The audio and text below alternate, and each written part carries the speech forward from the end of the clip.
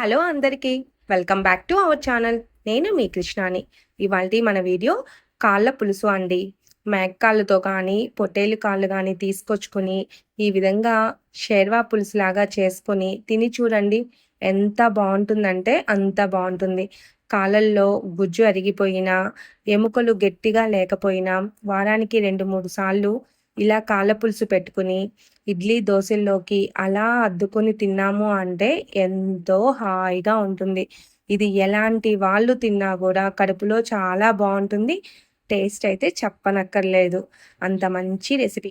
అయితే దీని full video మీరు చూడాలనుకుంటున్నారు కదా, కింద లింక్ ఇస్తున్నాను. మీరు కూడా చూసి చేసి మీకు ఎలా వచ్చిందో నాకు కామెంట్ చేయండి. అప్పటి వరకు మన ఛానల్ని ఫాలో అవుతూ రండి.